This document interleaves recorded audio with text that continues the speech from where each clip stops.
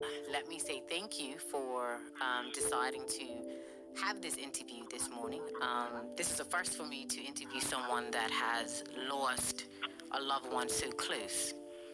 But you did Thank you state, for having me. thank you. You did state you wanted to share your, I guess, experience and also share your husband's last words, or I should say last wishes, before he passed. Yeah. So, for those that are new to the story, they probably didn't get a chance to read the articles. What was the journey like with regards to Sherwin realizing, or you realizing, that something was wrong? Okay. So it's to give like a perspective from proper diagnosis to time of death was 6 months. But prior to that, we were coming into the new year 2010, 20. We were expecting our first baby together in March. And, we're making plans. We're a young couple. We're talking about, our son's going to be a footballer. We got to get him an academy and buying houses in Spain. And he started to have some growing pains. He did have a slight growing pain in September, which I personally didn't think it was attributed to the cancer just because of how rapid this particular type of cancer was. But he started to have some growing pains in February. He went to the GP. They gave him some antibiotics. And in between, I would say February, I remember when the baby was being born, because it was COVID, he could only come into the delivery suite, but he was limping in the delivery suite. So I remember the pain started to get much more aggressive. In April, he had gone to A&E 13 times in that month. So that's literally every other day, every other night he was in the hospital. They had misdiagnosed him with prostatitis. They told him that it could have been upper flesh. He, at one point, a doctor came and felt his bottom and said, "Oh, you have an abscess, we're getting you into surgery." They opened him up and put a drain in him, which we later discovered was directly inserted into his primary tumor. And he had that hole in his body up until the day that he passed. And then in May, he ran a couple more times. He had 3 catheters during April and May. And then one doctor had seen him, and he said Sherwin had recalled this time as a sign from God almost, because he was in so much pain and he was so frustrated that he had called me, and he had just told me every bad thing he's ever done, anything that he thought that I would be upset with. And I was like, why is he calling me to say these types of things right now? He's in the hospital. I can't be with him because of COVID. And then when he got home, he had told me, because he was going to kill himself. He was literally going to take the IV that was in his arm, wrap it around the curtain thing, and he was going to take his life because he was in so much pain and he was so frustrated. Latoya, let me go back a minute. When the doctors, with regards to the abscess, before the doctor decided to drain the apparent abscess, did the doctors ever give him an X-ray or a CAT scan? No, he had never had any scan. He was even told at one point, this was after he had the abscess drain, that if he was to get a scan, it would be a 2-month wait due to COVID. So that they just felt on his buttocks and said, this must be an abscess, and took him in and drained it. And at that point in time, we were happy. Because, we're thinking, oh, we found the root of the problem and it's going to be solved now. But if at the end of May, a doctor came and he said, you're not going to risk your life coming into the hospital this many times and something's not wrong. I'm going to get you a scan. And within 24 hours, he went in for his first CAT scan, where they discovered a 14-centimeter mass in his pelvis. So the following week was a biopsy as well as a PET scan. They had told us initially after the first CAT scan that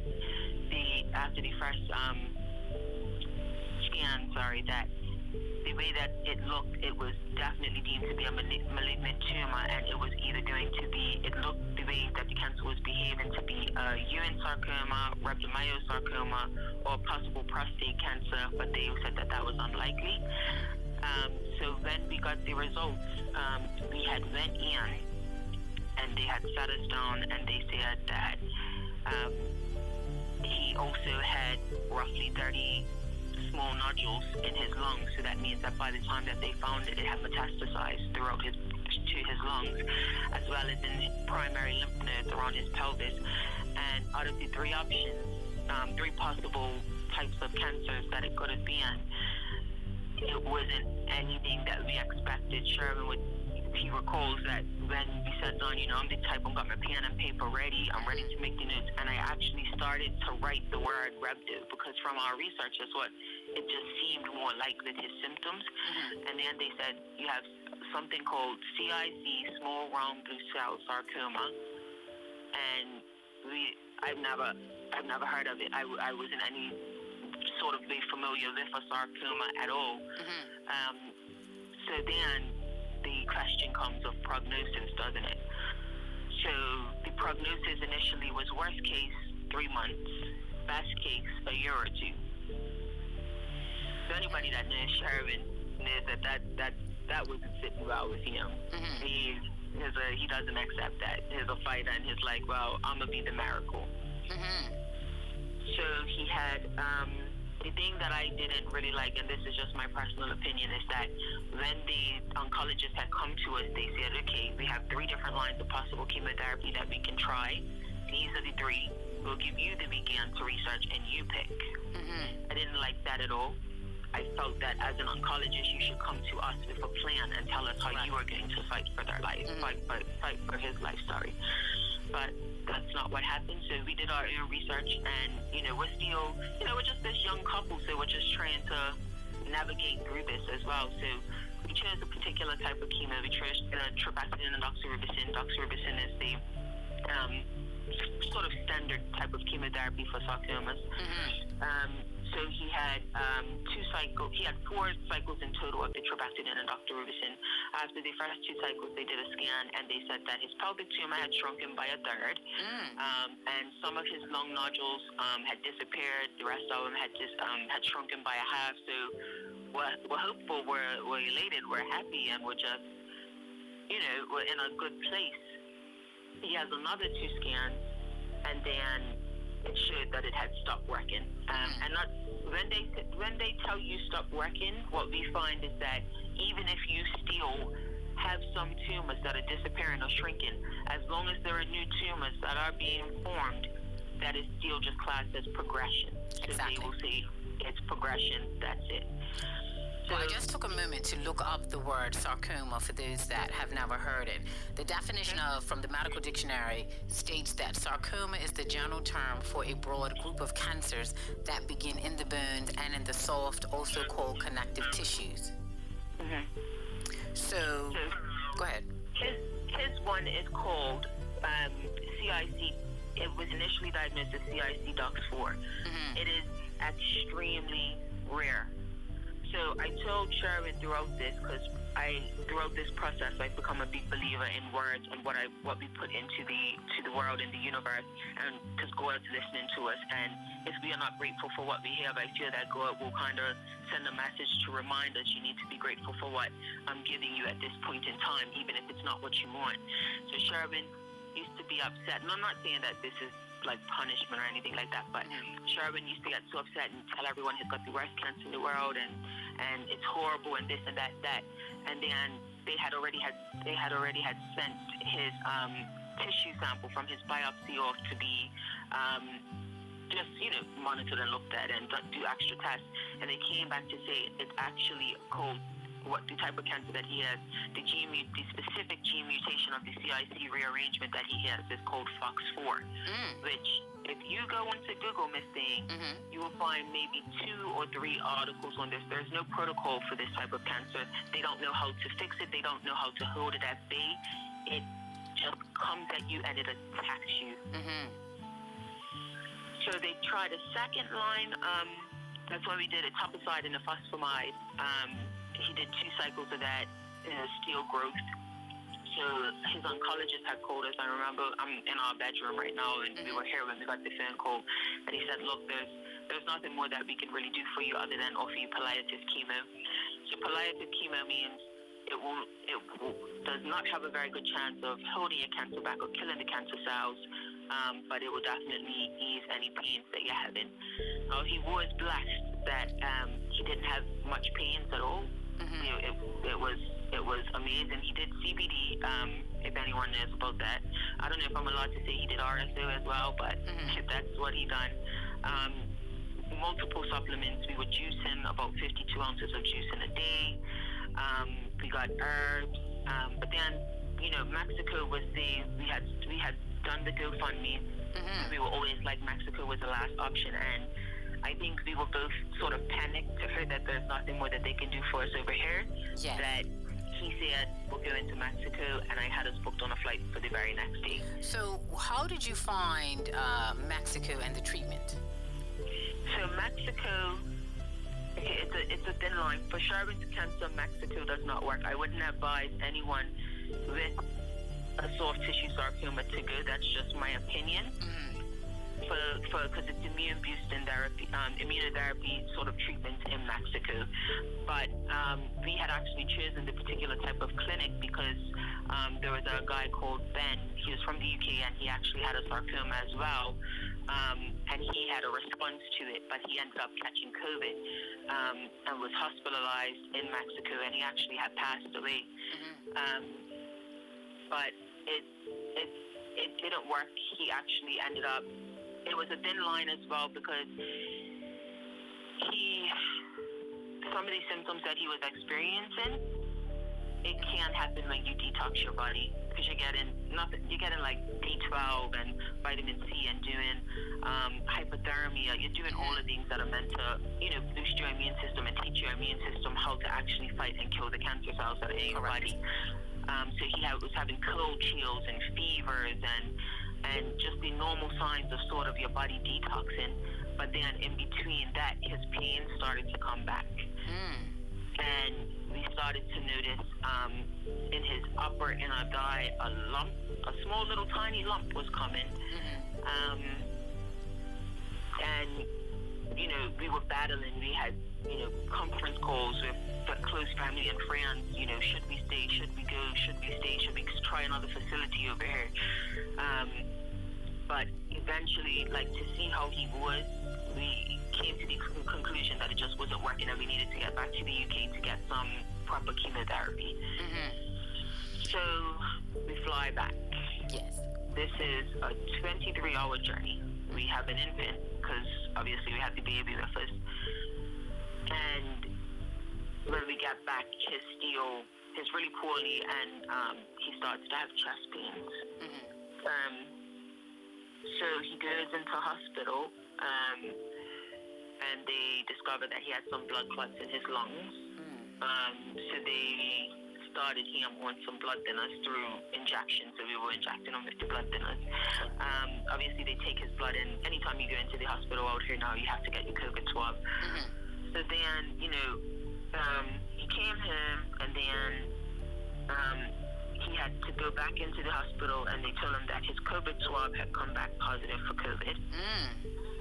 So he was in the hospital, and they were like, because you've already been around your partner and the baby, just isolate and keep safe.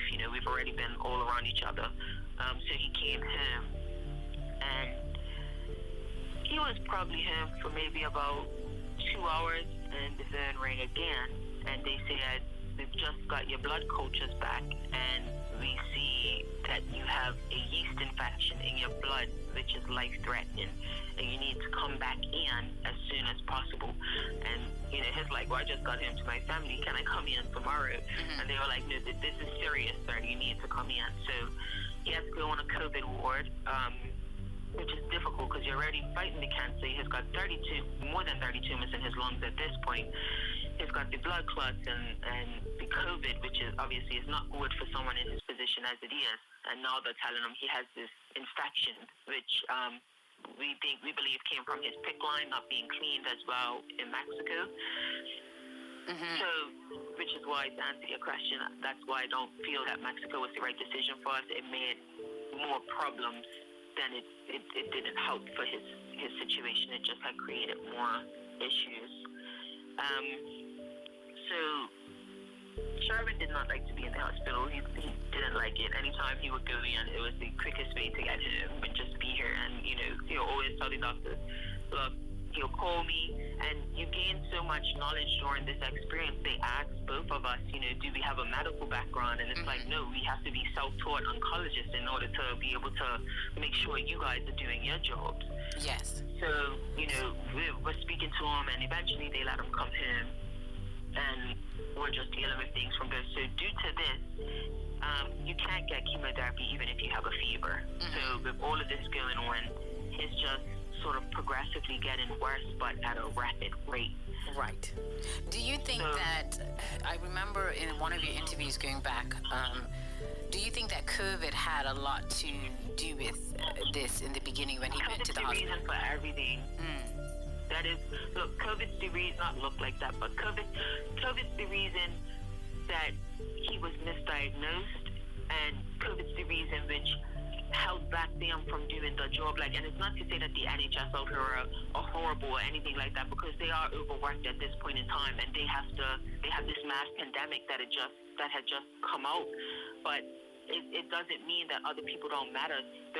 What was the statistics, 4 months ago, where they said there's over 1 million cases of misdiagnosed cancers, and the amount of people, because you get in all of these cancer research groups, cancer support groups, and all of that, and so many people are talking about misdiagnosis. It scares me. It scared me to see children in these clinics in Mexico. It's I think that COVID had. I even remember, just to sway away a little bit, when I was having the baby, it was COVID time, March 30th. I was on a ward, and I kept asking them to check me, kept asking for painkillers. I had active labor, and all they offered me was a bath. When they came to check me, they said, oh, you're 10 centimeters, we need to get you to a delivery suite. With nothing. I was left all day crying, begging. COVID has just directly just kind of taken our lives by the threshold and just shaking us up. And during all of this, you guys have a young son. You hadn't decided. I think at one point you were planning to get married, but that had to be put on hold. Yeah. In the beginning. So that was put on hold because I was actually married, and the person that I was married to was refusing to sign the divorce papers. So while I was in Mexico, they had decided to sign the divorce papers. So as soon as we got back, we were making this Sunday that just passed was supposed to be our reception. We was, just a small little, because COVID's still a thing out here as well. So we were just going to do a 15-person breakfast, brunch thing at Sherwin Hall. But obviously he had passed before then. Were you by his side when he passed? Yeah. So, what was I gonna say? So, all of that to say, so even before, they had offered him radiotherapy. Sorry. I'm not gonna get the dates down, so I'll just give an example to say, on Wednesday we went in, he was offered radiotherapy for the following Monday. But he, over the course of that weekend, they had delivered some oxygen concentrators to the house, and he became completely reliant on the oxygen. So he had to be on it 24/7. And Monday came, and he needed a portable oxygen to be able to get in the car and go. So we couldn't do it, so they had to arrange transport. So he didn't have the radiotherapy on Monday. So they rescheduled it for Wednesday, and Wednesday morning, he just wanted a bigger mask, to be able to get more oxygen, because it was a smaller tube, so the oxygen, if he raised the oxygen levels, it wasn't coming through as efficiently. So he was like, look, just call the ambulance, they'll transport me there to the hospital, and got radiotherapy, so I'll already be there. So where he goes in, I take the baby to his mom, because he asked me to come in and just chill out with him. And the doctor is looking at him, and he said that radiotherapy will not help you. And if anything, I don't want to make your last week or so be in pain. And then he said that, I looked at Sherin, so, like, you know, is this the new timeline, a week or so? Like, is this, like, that doesn't make sense, because he's fine, he's talking, it's just on the oxygen, it's just like, his breathing is really deep. So, like, if anybody listening knows Sherwin Hall, you know, he is arguing to the death in here. He can sell salt to a snail, okay? So the radiotherapist is going out, he's came back, He said, look, I'll come back, I'll reassess you on Friday. If you're still at least in this state or better, I'll give you the radiotherapy. So Sherin takes that. So he was only staying overnight in the hospital to get a syringe put in his arm so that his pain meds can be just distributed through that rather than him having to take tablets. He did have to get a catheter because the mass had, remember when I first said when they first found it, it was 14 centimeters. And then I tell you it had shrunken by a third, it went down to 9 centimeters. Before we left to go to Mexico, it was 11 centimeters. By the time that they scanned it when we came back, it was at 18 centimeters, and it was growing down his leg now. So he was having trouble with his waterworks and his bowels. So they had given him a catheter, and, you know, I asked his mom to come switch out, like, stay with him for the night, now come get him in the morning. I'll take the baby home, bath him, put him to bed. So, you know, it was just, love you, bye, see you in the morning. I love you, bye, see you in the morning. So, I'm sorry, I'm going to have to talk really slowly to keep my breath. So, his mom had called me maybe about 1 o'clock in the morning, and she's crying and she's all upset, and she says, Trey, you need to come in because they don't think he's going to make it through the night. So I go in, and I've got the baby with me, obviously, and I'm there, and he's not talking, but he looks okay, you know what I mean? So, all kind of there, and I'm sleeping in the bed with him, and then his mom takes the baby for the day, and, you know, I'm just kind of there. And he's still sort of himself, like he musters some energy in the morning, he grabs my hand, takes his mask off, kisses my hand, he asks for a hug, and then I think it hit me there. Okay, message everybody, tell them come.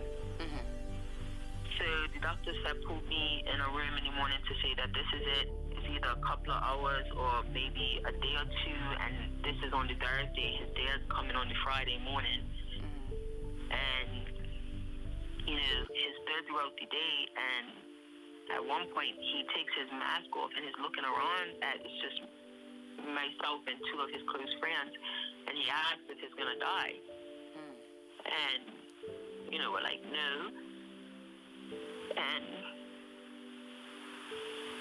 I'm sorry. Take your time.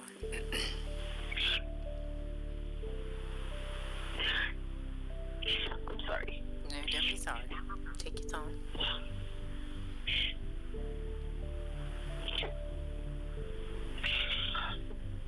So, you know, we tell him no, and we tell him it's gonna be okay, and he wakes up another time, and he's like, where's the baby? So he's still like, to take it in retrospect, his passing, but he's still worrying about the baby, he's still worrying about me, he's still worrying about if he's gonna be okay, instead of just relaxing. And he's such a good daddy. Like, before he went into the hospital, maybe like 4 days before he went, this is a man, if you can envision it, he's 215 pounds. By the time he went into the hospital, he's about 130 pounds. He can barely walk. He needs the oxygen tank, and he has such a consideration, even with his state, that he knows that I'm exhausted, I don't sleep. I'm constantly researching, I'm constantly calling places, I'm shouting at oncologists daily because I'm not doing what I want them to do. And I was so tired one night that I didn't hear the baby cry. And this man got up, walked into the baby room, brought him, and when I woke up, I was like, what's the baby doing here? And he said, I went to go get him. Like, this is my son. I don't care what pain I'm in, this is my child. And he just blew my mind with all of his strength. So throughout that day, you know, all of his friends came, They were visiting him, and I think that we have both come to the realization that what was about to come to fruition, we knew that it was going to come. We just didn't expect it to come so early in December. I had a feeling that we would need an early Christmas, but I didn't think it was going to be this early. So our prayers had changed from God wrap your healing hands around him to God bless him and just subside his pain. And I think God really did answer these prayers, because Sherin didn't, throughout this whole journey, he did live through excruciating pains, but I put it in my Instagram post, the palliative doctor came and she was like, how's your pain, Sherin? This is the day before he passed. And he was like, I'm not doing too bad. I'm just here. And I asked her to look at one of the new lesions, because it looked as though it was going to break through his skin. So she looked at it and she said, Sherin, I think that you're lying to me, because what I'm looking at says that you should be in excruciating pain right now. So I knew you're a fighter. And it just kind of gave testimony to him as a person. But when he had passed, he was surrounded by so much love, and he had such a face of peace that, like, even with me crying, I've been telling everyone that my crying is not because it's not for anything other than the fact that I miss my husband and I miss my best friend. It's not for anything else. I appreciate that he's in a deep sleep, and we're Christians, and the last thing I said to him before I left his body, because afterwards they cleaned him up and let us all come in again, and I just went down next to his ear and I said, thank you for saving me, because me personally, I was raised Seventh-day Adventist, and I wasn't on the best path in my life.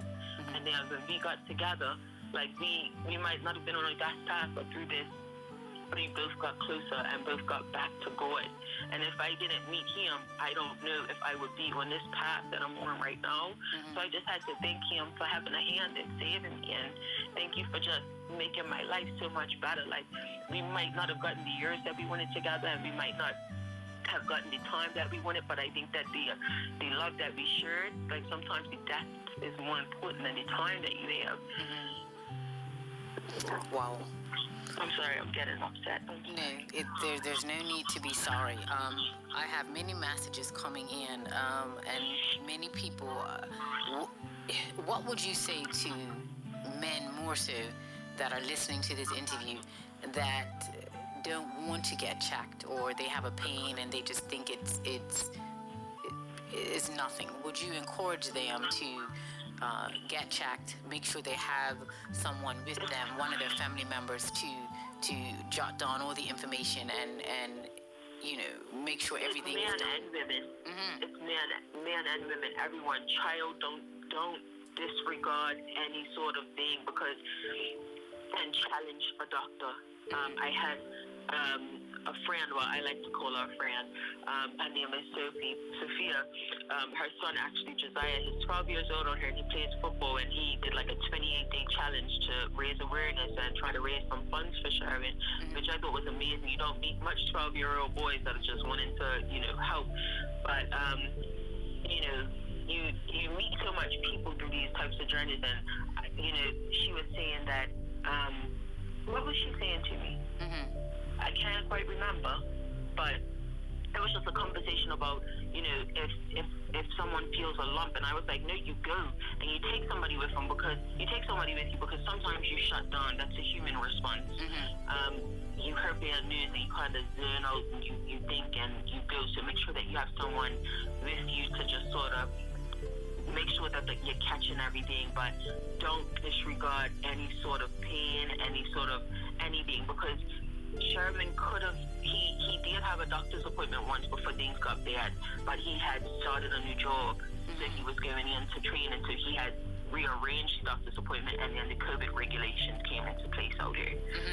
So your health is the most important. Sherin, throughout this journey, he used to say he was a boy, and then he became a man, and I'm so blessed that I was able to experience him be the man that he was always meant to be.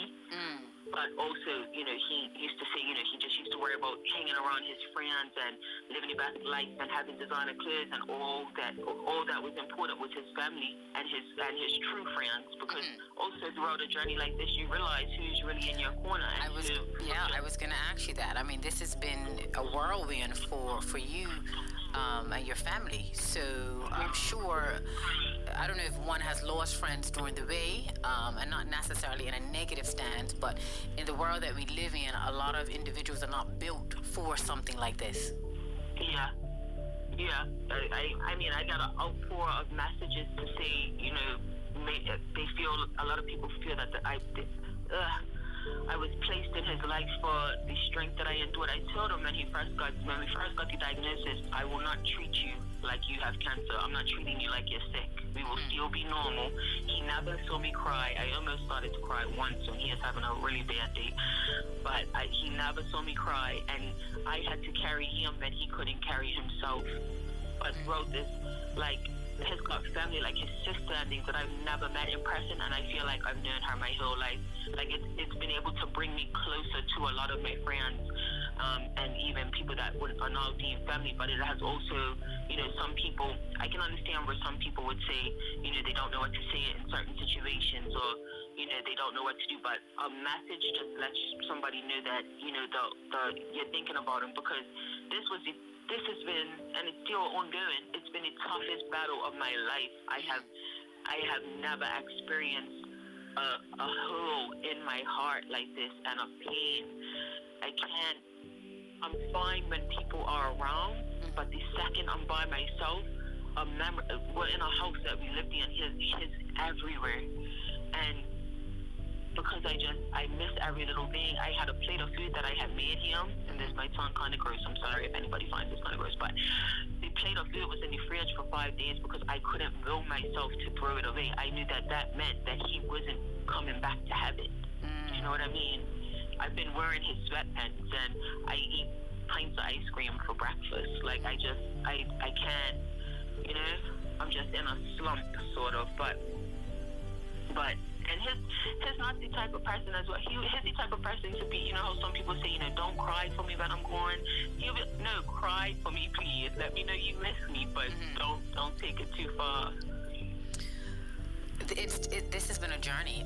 Many people that are listening, that were following, individuals that are tuned in for the first time and hearing this story for the first time, they are in disbelief of everything with regards to your ages, what you and your husband had to go through. And even now that you have decided to come on air and share your story.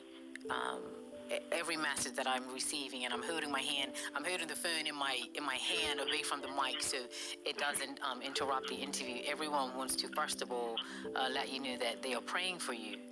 They're praying for your strength. I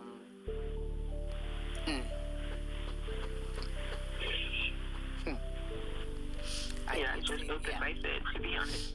Yeah, I did say this was going to be a different interview because I've never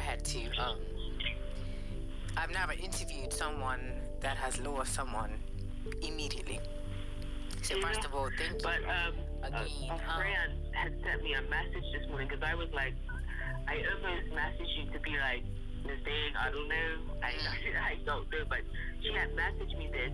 She said, the sign of a life well lived is not judged by the length of time we get, but by the lives we touch along the way. And I said, girl, if God did not touch you to tell you, send me that message, because it's so amazing to know how much people, we had, what's her name? I don't want to say her name wrong because she's kind of famous out here. She does the Deborah James. She works on BBC 5 Live and The Sun. Yes. She did a panorama, and I shared her post the other day, and throughout her post, she said that she just wanted to thank me for sharing Sherwin's story, because without a doubt it saved lives, and they knew that it did. And it's just the fact that he's going so far without knowing. I've had people that he met 5 weeks ago in Tijuana that he kept close to, have met messaged me crying just to say how much of an amazing person he was and that they actually love him and they're praying for him. And it's definitely been a journey. It's definitely been a journey. Definitely. Your strength in all of this speaks volumes to many people. Not just the love that you have for Sherin as his wife, the mother of his child, but how life can change so quickly, and it shows that individuals, all of us, have to appreciate the people in our lives daily. When we talked off air, you said that Sherin had some wishes, or had a lasting wish. So I won't get into his personal wishes, obviously, that were only for my ears, but his main wishes, I know that there was a post that I had done, and once the message had gone through, I did delete it, but he didn't want to see his son that lives in Bermuda one last time, but obviously COVID had put a restriction on that. And then, it was just essential, just get him in all sports and things like that. A big wish that he wanted to fulfill, whether he survived this or passed, we want to open, and I know it's going to take time. And my goal is to definitely assure that this gets done. And honestly, with the friends and family that I have, I am confident that this will get done. But we want to open a small little non-profit of sort of like a go-to, because I know you have Bermuda Cancer and Health and all of that sort of stuff, but it's nowhere that we were thinking that either of us, being a young person or just being a clueless person, would have felt to go and get information about alternative places, about chemoembolization or chemotherapy or hypothermia or just I have a whole binder of information. You know what I mean? And we just wanted to create just like a little organization/foundation just in his memory that would just help people, and maybe even just have little support groups every now and then. And I know that they're out there, but we just want to do one for him. Do you know what I mean? So that's something that I'm gonna start working on. And then I did want to speak because I know that it's Bermuda, and with every positive thing, there have been some negative comments surrounding the GoFundMe, so I thought that I would take the opportunity to address them island-wide. Yes. So, in regards to the GoFundMe, obviously, a large portion of it has had to do, we even have to pay for consultations when he speaks to doctors, and he spoke to 50 million doctors. That's an exaggeration, obviously. But every time we got a consultation or a second opinion, we're paying hundreds of dollars for this. The most we're paid for one is $750 to one of the hospitals in America, but we had to pay for a lot of stuff, airfare and cannabis oil supplements, RSA, but we had to pay for a lot out of it. But what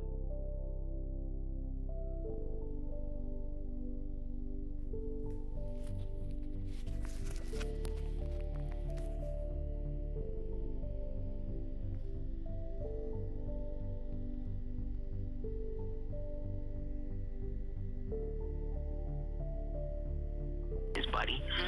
But I wanted to take the opportunity because we did put it out there as for his medical expenses, and I don't want anyone to feel that because it's not going towards his medical expenses that, if you want your donation back, please, I do obviously have to put a time limit on it just because I need to close it down and be able to, because I'm coming back next week and we've got to sort out a couple of things, but I want to be able to close it down. So if you would like your donation back, please just message me. I'm accessible on Facebook, Instagram, Snapchat. I'm sure you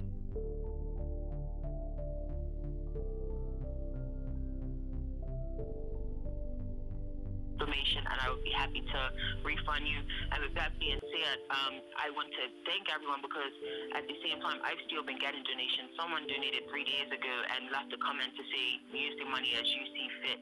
But it was more so because Sherin, in his mind, has left me as a single parent, and he's also, his other son is a single, and he's not able to work and do gifts or take care of nursery fees and things like that. So in his mind, I did tell him that I'm not just gonna shut the GoFundMe down and just, this is going to hurt her. It needed to be put out there, especially, and I was always going to do that, but I was more inclined after I saw some negative comments about what I was potentially apparently supposed to rub this money or something. So I wanted to put it out there. So again, if anybody wants to donate back, please feel free to hit me up. I know it's Christmas. I won't judge or look at you any sort of way. I know it's hard times. To be very honest, I don't think anyone, and I think I can publicly say this, anyone will want their donation back. I actually, before you reached out to me or we reached out to each other, because keep in mind, we've never met each other, right? And I had heard you mention them, and oh my goodness, I told them, and I was crying because I was like, Miss Thang said it, we made it to the big time show. Everybody did, I saw the interview, and I was beside myself, and my dad called me, and he was intrigued, and every day he's reading, and I've never met you, so going back to before the last article, and before your husband passed, a lady walked into the studio, and she said, "Oh, I have to interview. I have."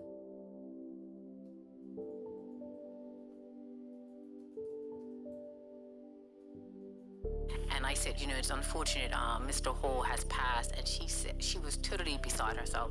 And she said, I am still donating to this young lady because not only. No, unfortunately, you are a widow and you're a single mom, but everything that you've had to endure. So with everything in life, unfortunately, there will be individuals, and not many, that will have something negative to say. But you just leave that on the side, and you let them be who they are. But the God that we serve and the Bermudians that live here, they will not be asking for their donation back. If anything, they will donate even more because of the circumstance and everything that you've had to endure.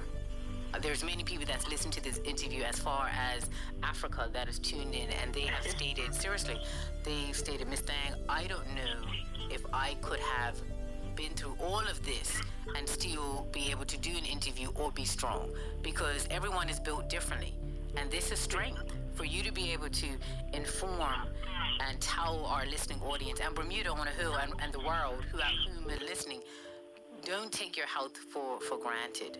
Make sure you challenge doctors. You have a right, write things down. When you go to the hospital, make sure you have someone with you and ask questions. And everything that you've said is true, because I wear a different hat, and I've been employed at BHB for 11 years, and I work with alongside amazing doctors, nurses, etc. And they will tell me to inform the listening audience, listen, when you come to the hospital, bring someone with you. Make sure you have all of your medication. Make sure everything is written down, because when you talk to us, we need to know everything. You can't leave anything out. With the foundation that he wants to do, we were also saying that we found a lot of people don't often have someone, so I want to be able to implement. Here, we have someone that can come with you. We have someone that will be happy to help you, and just get people to start volunteering and just pay it forward continuously, because a lot of people, they do need help, and cancer, as soon as you hear it, it's a scary word. It's so scary, and sometimes you just shut down.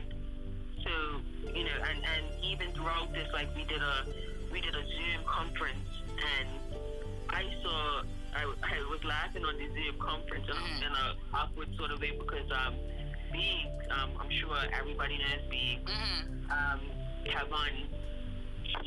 It was the first time I had seen him cry. Normally he's joking and he's always uplifting. He sends me my meditation every morning, to get my mind right. And it was the first time I had actually seen him sort of get upset and sort of cry. And it was a warming moment in an awkward way. Yes. I don't even remember where I was going at that point. I'm so sorry. That's okay. My phone is going off nonstop. So let me just ask you quickly. You did say you're going to be home in 2 weeks. Does that mean that you're going to come home next week? Oh, next week. Are you going to be here for Christmas? Yes. Yes. Okay. The next question is, how old is your son? Sencho, funny enough, I'm just going to tell you something just because you're here and I kind of like talking to you. Yes. So we named Sencho in Spanish means holy saint. We went to Mexico. We're telling people, place. They're like, oh, he's so cute, and, the regular baby stuff. And they're like, what's his name? And every time we say his name, we notice we're getting this look. So we finally asked one of the nurses at the center, why is everyone giving us this look? They said, well, in Mexican, Sencho means womanizer. So I'm walking around with a 7-month-old talking about his name, womanizer. Okay. But he just went 8 months on the 30th of November. 8 months. And you now, with you coming home, will Sherwin be laid to rest in Bermuda? Have you decided as of yet? That was in his will.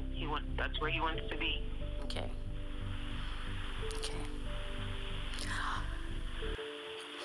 First of all, the funeral arrangements, it's all COVID pending right now. So literally just playing it by ear.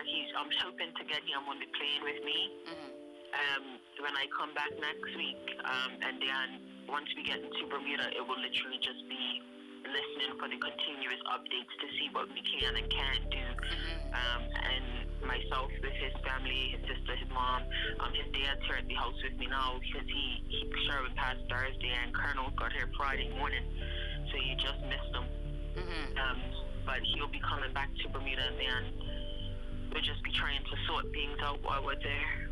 Well, I can tell you from the entire Bermuda that's listening. People are at their job. People are listening online. People are out exercising, listening. First of all, you have our deepest condolences. Thank you. You have our deepest condolences.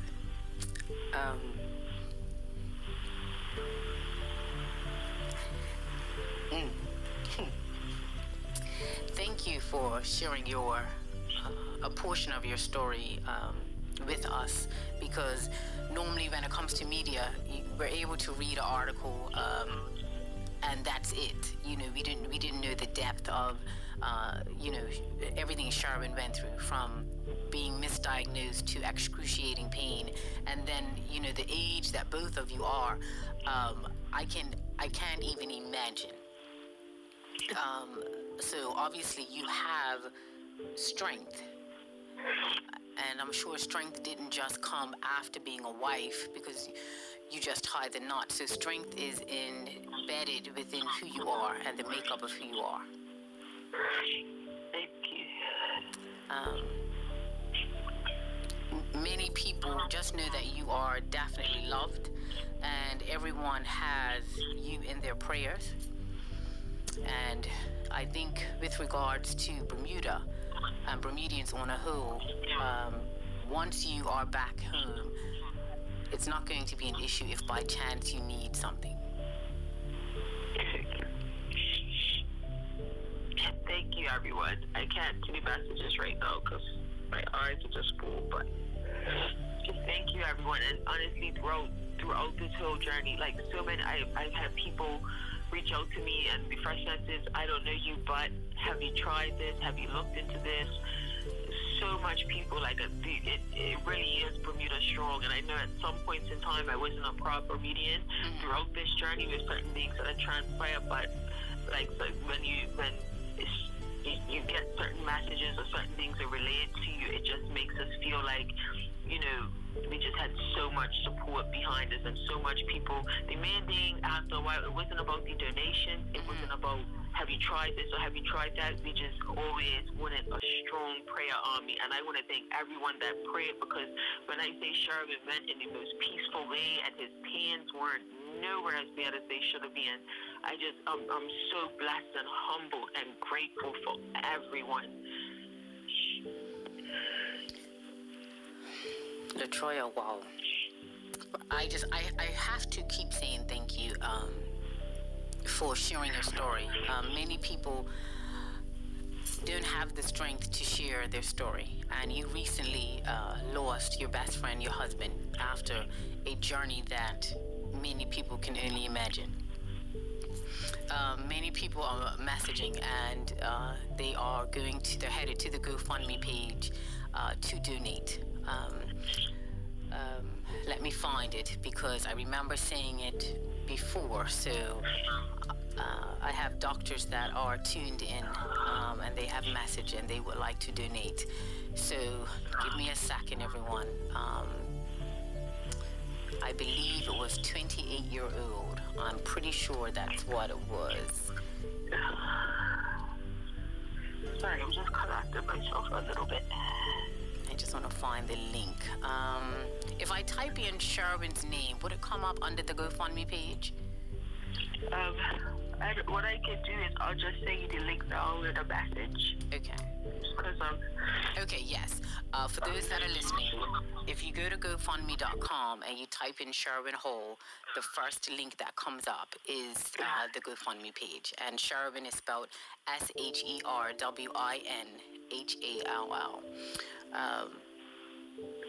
I can't imagine what it's like to lose a best friend. But I think many people that are listening know what it's like to lose someone that they love. And knowing that both of you are Christians and he died with the love of God in his heart and the love of his family and, of course, his son and you, I think it warms everyone's heart that he's no longer in pain, because you stated that he suffered extremely, he suffered beyond pain that many people might not be able to handle. Yeah. It's hard on so many levels, but like you stated, that you believe God sent him your way because he saved you. So with all the information and the knowledge that you have been able to write down and store, going forward, I'm sure that you will assist. If anybody has any questions about anything, I mean, I've already gotten a few messages over the last couple of days with people having concern in lumps and bumps and, just obviously I'm not a medical practitioner so I'm doing my master's in law. I'm the complete opposite. But if anybody has any sort of questions about anything, even if you're taking cannabis or even if you, I don't know if RSO is illegal in Bermuda, I'm sure, but even if you have something and you don't feel comfortable asking your medical practitioner, don't be ask me. I will give you the God honest truth. I'll tell you how to make, if you need to make something. I'll tell you what we found worked for him. And I think it would also be beneficial because he had such an aggressive form of cancer, and I think the certain supplements that he was taking also helped to hold it back a little bit more. And it will also, don't ever feel like you would be inconveniencing me in any sort of way, because if I can continue to help others because of him, it will give me a sense of fulfillment as well. Well, I would like to thank you. I'm sure I don't have to tell you to keep all of the information that you have learned and recorded through this journey, because it will assist others. And when you do open up the nonprofit organization, because that's going to come sooner than you anticipate, I'm sure all of the information that you have been able to collect and the data will assist and help many individuals. I have a whole binder, don't you worry. I can only imagine, but I have to thank you from the bottom of my heart. Thank you. You have our deepest condolences, and I know it might sound cliche, but try not to worry. And I say that because many people listening, they do have faith-based. They may not go to church every week or etc. But if God brought you this far, he's definitely not going to leave you now. Oh, no, my mama said, I know we're probably going to wrap it up in a minute, but my mama said something that completely comforted me. It might sound kind of grim, but she said to me, if you think about it in a sense of God may have taken Sherwin and he knew that he was at the peak of his best point to be saved, because if God had cured him, we don't know if he might have backslid and might have went on a different path. And look at King Hezekiah is a proper example. So it kind of gave me some comfort, and it encourages me to stay on just about a path, I just need to be a God-fearing woman, and just when I cry, I'm sitting here like, God, just give me strength. That's all I ask for. Well, I thank you. I do. I don't know how many times I have to say it, and when I say that, I mean I just thank you wholeheartedly. You didn't have to subscribe to this interview, and I thank you for that. I thank you for sharing your story, sharing Sherwin's story, because this story will help and assist someone else. And on behalf of the entire Bermuda, I'm pretty sure we can state that we look forward to seeing you when you come home. Thank you. And thank you for loving him the only way that you knew how through all of this. Sometimes people change when individuals get sick, and that's not to say it in a negative stance, because not everyone can handle. It takes a special person. A lot of people say that the partners lack them because they couldn't handle it. So I thank you for loving him, and every day continue to pray. You will never forget your best friend. You will never forget your husband. And the hole that you have in your heart, God will give you the strength for it to be healed. But the love that you have for Sherin will always remain. So I thank you. Thank you so much. Honestly, thank you. And thank you everyone for listening.